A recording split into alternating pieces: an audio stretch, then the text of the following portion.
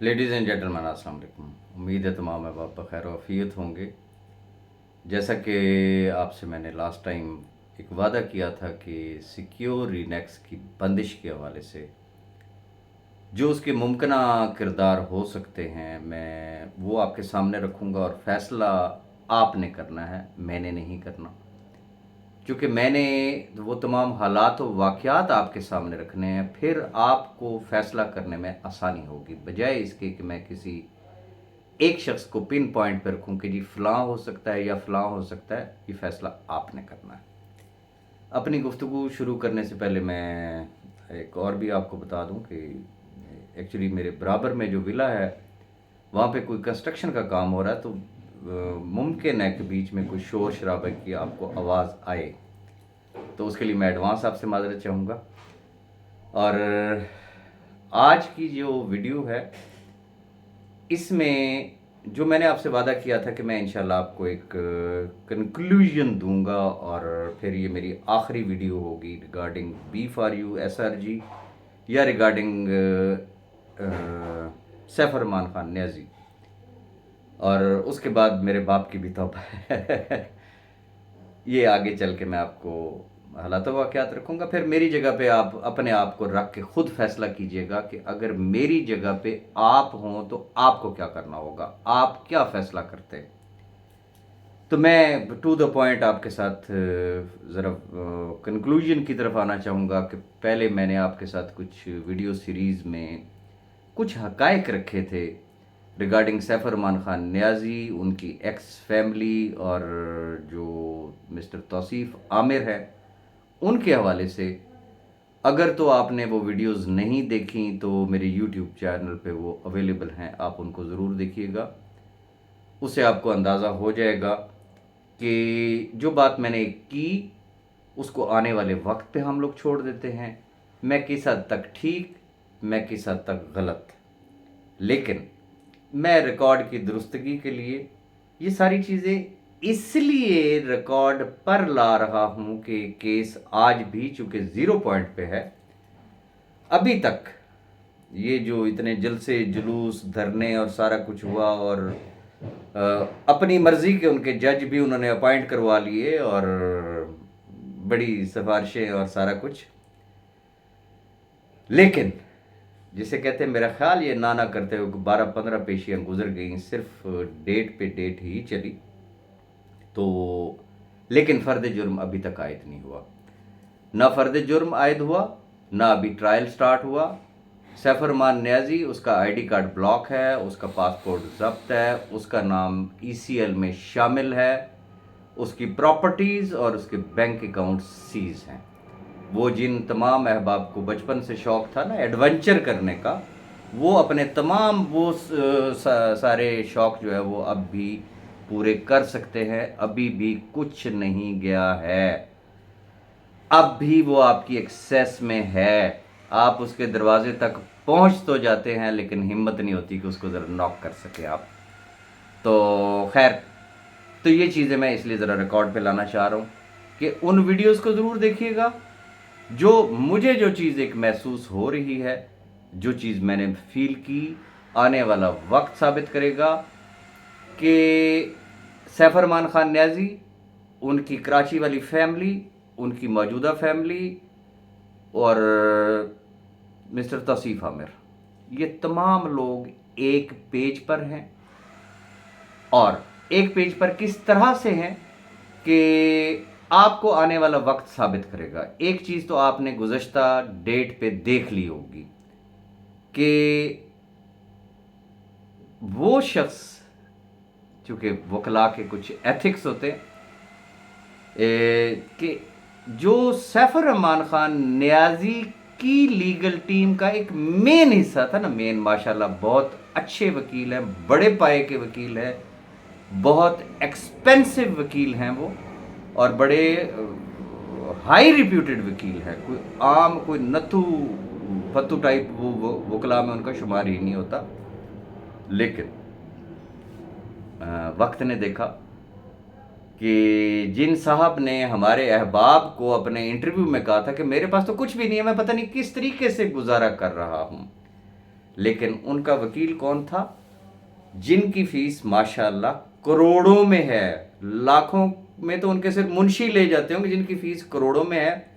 अब दो सवाल यहाँ पे उभरते हैं कि जिस शख्स के पास खाने के लिए नहीं है, उसने करोड़ों का वकील कैसे हायर किया? वो कहते हैं ना, पूरी की पूरी देग नहीं चखी जाती, चंद दाने ही काफ़ी होते हैं।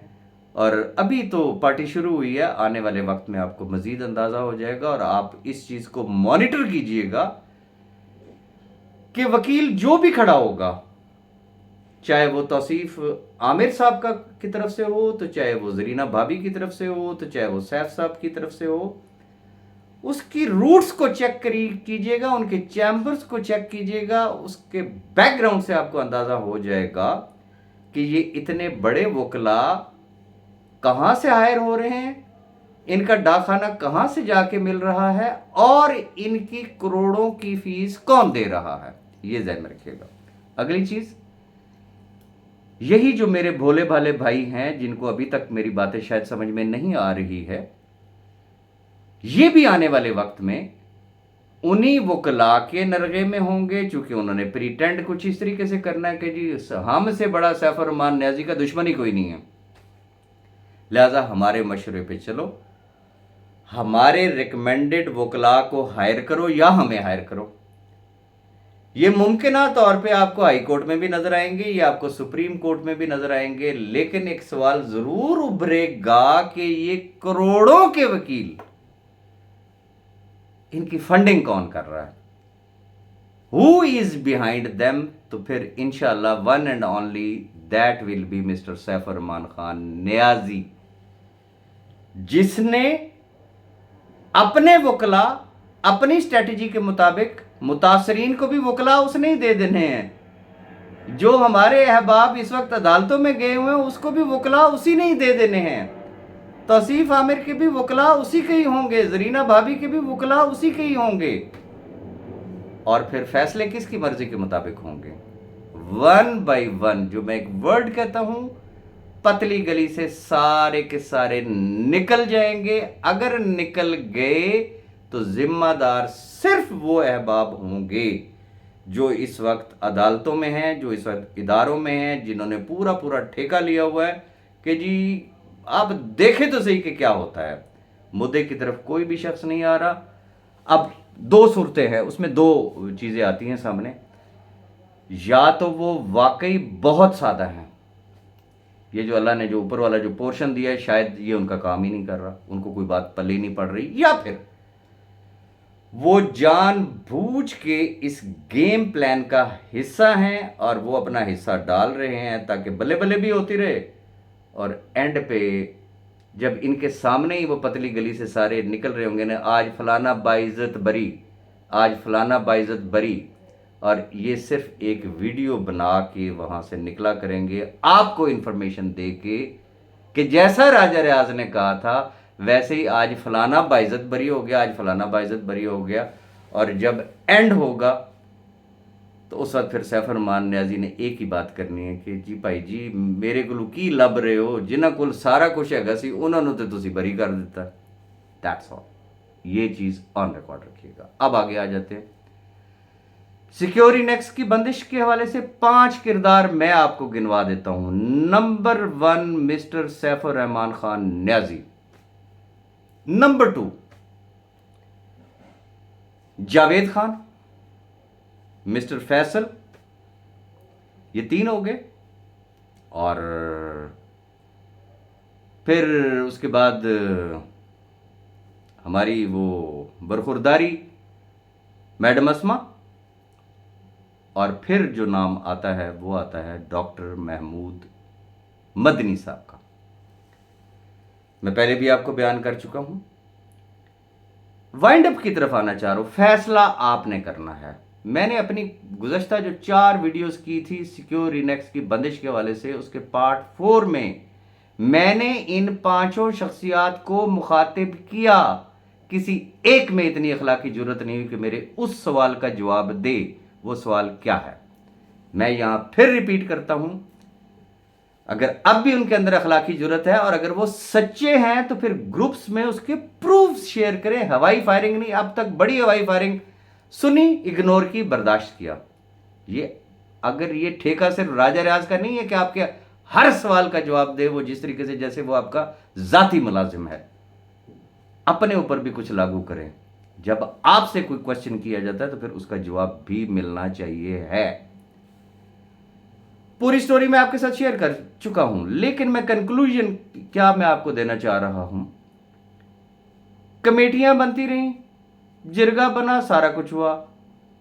फाइनली हम जिरगे पे आ जाते। जिरगे में कुछ 6-8 दिन के, पता नहीं कितने दिन का वो जिरगा था। मेरे यूट्यूब चैनल पर उसकी सारी की सारी डिटेल्स मौजूद हैं।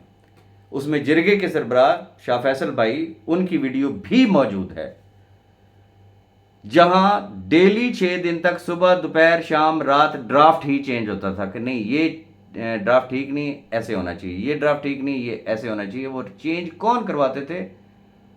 वो जावेद भाई करवाते थे, दैट इज ऑन रिकॉर्ड। और छठे दिन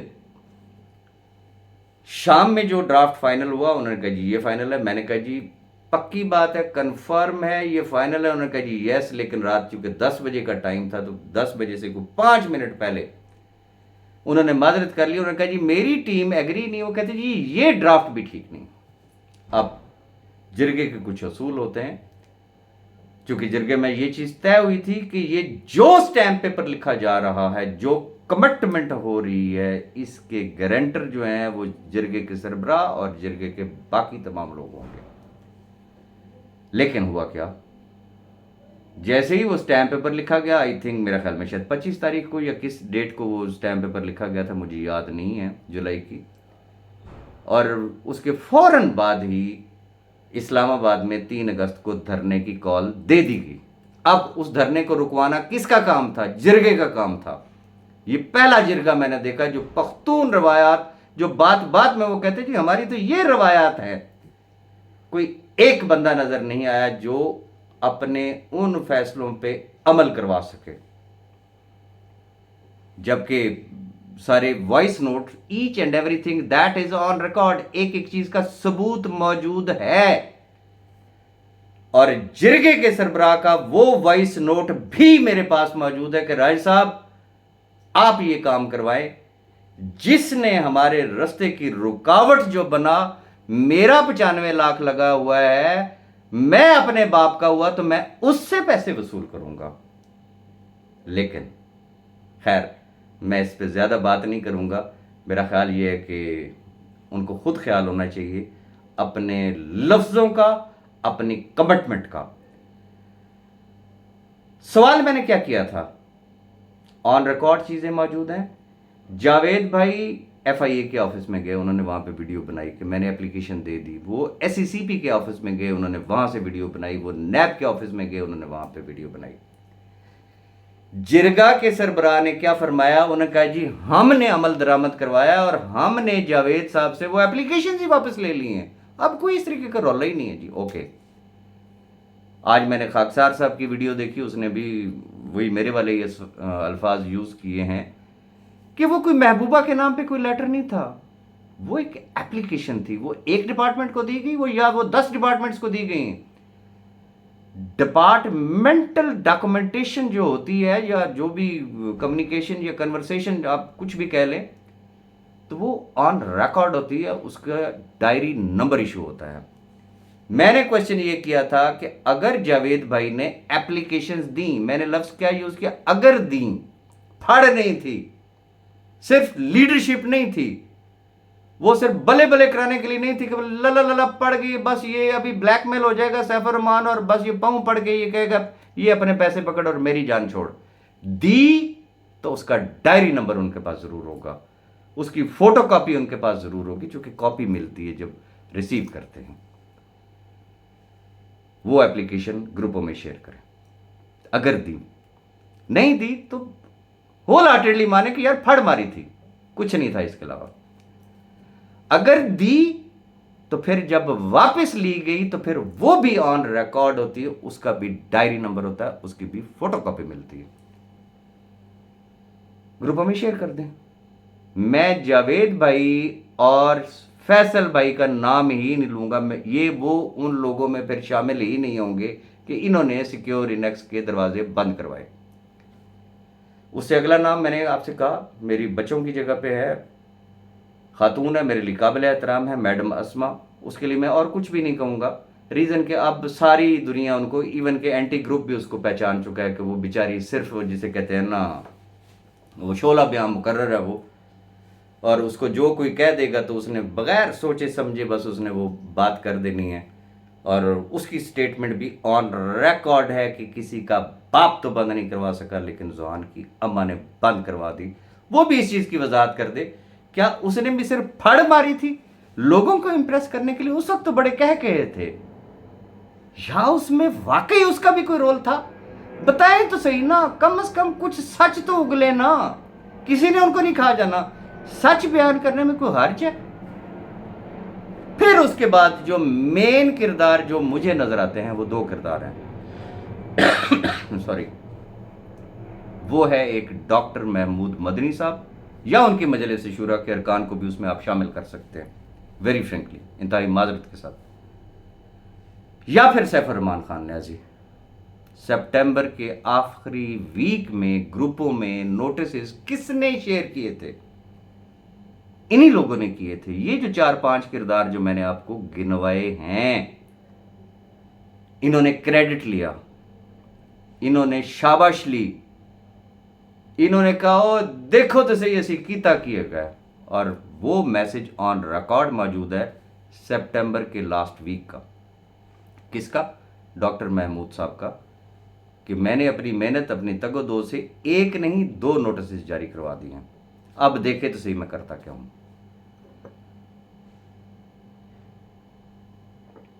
खैर, अब मैंने सवाल क्या किया, डॉक्टर महमूद मदनी साहब वो कलामे पाक पे हाथ रखे, आए जरा वीडियो पे, वो सिर्फ इतनी बात कह दे कि वो जो मैसेज था वो मैंने सैफुर्रहमान खान न्याजी के कहने पर किया था। फिर इसका मुजरिम सैफुर्रहमान खान न्याजी है। और अगर सैफुर्रहमान न्याजी कलमा पढ़ के कह दे कि मैंने डॉक्टर मदनी से कोई मैसेज नहीं करवाया, तो फिर उसका जिम्मेदार डॉक्टर मदनी है। यह फैसला आपने करना है। रीजन कि वो जो नोटिस जारी हुए, ना मैं वहां पे मौजूद था, ना मलिक नवीद साहब वहां पे मौजूद थे। हमने जो कुछ किया सिक्योर इनेक्स के लिए, वो सारी चीजें रिकॉर्ड पे है। मैं उस बहस में बार बार नहीं जाना चाहता हूं। यह है उसका वाइंड अप। अब आगे आ जाते हैं। मैं आज खुले दिल के साथ मैं इन 6 लाख खानदानों से माजरत चाहूंगा। अपनी मैं कुछ गलतियों का एतराफ करना चाहता हूं। मलिक नवीद साहब बहुत अच्छे रह गए, बाकी तमाम टॉप लीडरशिप बहुत अच्छी रह गई, सैफुर्रहमान खान न्याजी बहुत अच्छे रह गए कि उन्होंने इन तमाम लोगों को जूते की नोक पे रखा, उन्होंने लिफ्ट ही नहीं कराई, उन्होंने मैसेज का जवाब देना भी पसंद नहीं किया। उन्होंने कहा लगे रहो मुन्ना भाई, की कर लोगे साडा। सॉरी, मेरा गला खराब है, वेदर यहाँ का ठीक नहीं है, तबीयत भी ठीक नहीं है, तो बार बार मुझे खांसी आ रही है, माजरत चाहूँगा। गुजारिश ये है कि जिसे किसी ने लिफ्ट नहीं कराई ना, जिसे किसी ने मुंह नहीं लगाया, उसको राजा रियाज ने आगे बढ़ के गले लगाया। ये मेरी गलती थी, मैं उस चीज़ का एतराफ़ करता हूँ। जिसे घर वाले घर एक गिलास पानी ना पूछते हो, उसको राजा रियाज ने आगे बढ़ के इज्जत दी। ये मेरी गलती थी। राजा रियाज जैसा खुद था, राजा रियाज ने वैसा ही दूसरों को समझा। अगर मैं भी उसी तरीके से वो बिहेव करता, जैसे उनको कोई जवाब देना भी पसंद नहीं करता, इस काबिल ही नहीं समझता, अगर मैं भी वो काम करता तो आज यकीनन वो मेरे भी मुंह ना लगते। रीजन कि ये वो लोग हैं जिन्होंने ये सारा गंद किया, कि जो मेरे भाई बने, मेरे करीब हुए, लेकिन उन्होंने घर सारा का सारा पूरा कर दिया। मैं किस किस की मैं क्या क्या बात करूं। 20 लाख रुपए के हवाले से बात हुई। मैं ओपन चैलेंज करता हूं, सैफुर्रहमान न्याजी आज कलमा पढ़ के कह दे कि क्या शाह फैसल के लिए 20 लाख रुपए सैफुर्रहमान खान न्याजी ने दिए थे? या राजा रियाज ने अपनी जेब से दिए थे? राजा रियाज ने अगर दिए थे तो उसने शाह फैसल की बेटी को अपनी बेटी समझते हुए दिए थे, क्योंकि अल्लाह के घर में बैठ के उसने उसको भाई कहा था। लेकिन उसका सिला मुझे क्या मिल रहा है वो सारा आपके सामने है। फिर कुछ ऐसे मुनाफिकीन टकरे। अब भाई मैं तो यही समझता था ना कि यार ये जो इतनी बड़ी बड़ी फड़े मारी ये ठीक ही कर रहे होंगे, उनको अंज कर देंगे। मैंने कहा यार ना करो यार प्लीज यार, ये लाखों लोग बर्बाद हो जाएंगे। अच्छा राज साहब तुसी कह रहे हो तो बस ठीक है। अब आके पता चला कि जी पटिया पहाड़ से निकलिया चूहा। मुझे हैरत होती है, मैं किस किस भाई को रोऊं जिनके लिए मेरा फटा हुआ किसके साथ, सैफ अरमान खान न्याजी के साथ, जो मुझे बार बार पिंच करते रहे कि सैफ अरमान न्याजी तेरा भाई है, तुमने ये तो फलाना तो टीरा। मैंने कहा अच्छा भाई ताबेदार, मैं जो हो सकता है मैं करता हूं। जब उन्होंने देखा भी सैफ अरमान न्याजी तो हमें जूते की नोक पे नहीं लिख रहा, कोई लिफ्ट ही नहीं करा रहा, और मजे की बात यह है कि जैसे ही सैफ अरमान खान न्याजी के साथ मेरा फटा हुआ और मैंने उस अल्लाह की मखलूक को अल्लाह के घर में बैठ के वादा किया हुआ था कि भाई मैं आपके सामने सच रखूंगा, मैं आप लोगों के साथ हूं, जो आप करोगे कहोगे मैं वो करने के लिए तैयार हूं। उन्होंने कहा जी बस तुसी सिर्फ दी लोकेशन देनी, इन्हों टंगना साडा काम है, तुसी देखो तुसी फलाना कोर कमांडर, फलाना आईबी का चीफ, फलाने डीजी साहब, फलाने जज साहब, फलाने जस्टिस साहब, फलाने साहब एफबीआर में बैठे हुए हैं, फलाने फलानी जगह पे बैठे हुए हैं। मैंने कहा जी ठीक है। मैंने उनको एक एक मोमेंट जो मुझे पता चलती थी कि फलां जगह पे सैफ अरमान खान न्याजी मौजूद है, ये कहते थे बस हमने उसकी गर्दन से दबोच के उसको पकड़ के ले आना है। उनके वॉइस नोट्स मौजूद है कि जी वो पेशी पे नहीं आया, अगर उसी दिन आता तो हम उसको उसी दिन गिरफ्तार करवा लेते, पता नहीं किस कानून के तहत करवा लेते। खैर जो मेरा अखलाकी फर्ज बनता था मैंने अपना अखलाकी फर्ज पूरा किया। जहां जहां मुझे लोकेशन पता चलती थी मैं उनको इंटीमेट करता था, जो एक्सपेक्टेड प्लेसेस हो सकती थी मैं उनको इंटीमेट करता था। मैंने उनको केस के हवाले से बताया कि जी अगर इसके आपने हाथ डालना है तो फिर मजबूत तरीन हाथ डाले, पक्का हाथ डालिएगा। उन मेरे भराओं ने मुझे सिला ये दिया कि इस पिछले 1.5 महीने में मेरी अभी तक सैफ अरमान न्याजी से किसी किस्म की कोई कम्युनिकेशन नहीं है, लेकिन मेरे लिए डूब मरने का मकाम उस वक्त हुआ कि जो कम्युनिकेशन मैं इनके साथ करता रहा कि वो फलां जगह पे ऐसे कर लो, ऐसे कर लो, ऐसे कर लो, सिर्फ जो बातें मैंने की थी वो सारी की सारी कन्वर्सेशन उठा के सैफ अरमान न्याजी को भेजी गई कि इसे तुम अपना भाई कहते हो, ये है तुम्हारा भाई, ये है तुम्हारा लॉयल। और भाई मैं तो आप लोगों के लिए काम कर रहा था। सैफ अरमान न्याजी ने मुझे भेजी। अब खुद फैसला कर लें बंदा किसके ऊपर यकीन करे। ओ भाई जिनको मैं हेल्प आउट कर रहा हूं, जिनके दावे हैं कि सिर्फ दिखाओ तुसी देखो तुसी चुक के किवें लै जंदे हैं, मैं उनको बता रहा हूं, वो उसके सामने अपनी सफाइयां पेश कर रहे हैं, राजा रियाज को बुरा बना रहे हैं कि जी राजा रियाज ने देखे आपके खिलाफ क्या क्या हमें बातें बताई हैं, आपकी क्या क्या कमजोरियां उसने बताई हैं, केस के बारे में उसने क्या डिस्कस किया, क्योंकि बड़ी एक तवील वो एक कन्वर्सेशन थी। वजह कि हम सैफ अरमान के कागजों में हम उसके वफादार बन जाएं कि जी हम तुम्हारे भाई है, राजा रियाज बंदा ही ठीक नहीं है। तो मैंने भी फिर कुछ और नहीं किया, जितनी कन्वर्सेशन हुई थी, जो जो कुछ उन्होंने कहा हुआ था वो मैंने सैफ अरमान न्याजी को भिजवा दी। बात यहां पे खत्म नहीं होती। ऐसी ऐसी अल्लाह की मखलूक टकरी है जो बज़ाहिर वो ये कहते हैं कि जी हमसे बड़ा खानदानी कोई बंदा है ही नहीं, जो मुंह पे राजा साहब कहते हैं, जो बड़ा भाई मानते हैं। जरूरत पड़ी तो मैं उनके वॉइस नोट शेयर कर दूंगा, जो बजाहिर कहते हैं मैं तो कभी ग्रुपों में, मेरा तो इंटरेस्ट ही नहीं है। बच्चे बच्चे को वो कॉल करते हैं, बच्चे बच्चे को वो मैसेजेस करते हैं, और जिसमें राजा रियाज को गंदी गंदी मां बहन की नंगी गालियां देकर मुखातिब किया जाता है कि राजा रियाज ऐसे तो राजा रियाज ऐसे, और मुंह पे क्या कहते हैं। अगली बात क्या होती है, सैफ अरमान का तो जो उन्होंने उखाड़ना था उन्होंने उखाड़ लिया, राजा रियाज के खिलाफ हम पर्चे करवा रहे हैं, FIR करवा रहे हैं, अब देखना उसके घर पे छापे पड़ेंगे। पड़वा लो भाई छापे, छापे पड़वा के सिर्फ अपनी नस्ल का ही बताओगे ना, या राजा रियाज को वहां से बरामद करा लोगे? पूरे पाकिस्तान को पता है राजा रियाज कहां है। लानते अपने मुंह पे मलोगे अपने इस घटिया किरदार की वजह से, और कुछ भी नहीं है। ऐसी मखलूक अब मुझे सिर्फ एक चीज का जवाब दे दे। एक तरफ लाखों लोग हैं, एक तरफ चंद लोग हैं, वो 10 होंगे, 20 होंगे, 50 होंगे, 100 होंगे। कानूनी रुकावटें तो वो खड़ी कर रहे हैं ना। अदालत इस चीज को नहीं मानेगी कि ये लाखों लोग किधर खड़े हुए हैं, अदालत उस चीज को मानेगी कि ये कौन लोग हैं। वो अदालतों में है। मैं इस वक्त बेबस हूं, सीधी और साफ बात है। सैफुर रहमान न्याजी वो 16-16 वकला तो हायर कर सकता है करोड़ों के, वो ग्रैंड पार्टीज तो जरूर कर सकता है। जो टके टके की उसके खिलाफ बातें करते हैं, बकबाजी करते हैं, उनके मुंह बंद करने के लिए वो लाखों रुपए झोंक सकता है। लेकिन एक आम गरीब आदमी की हेल्प करने के लिए वो शख्स तैयार नहीं है। मुझे बताएं मैं क्या करूं, कहां जाऊं, मैं किसको रोऊं? इसलिए मेरे बाप की भी तौबा है, मैं इस वक्त खामोशी इख्तियार करने लगा हूं।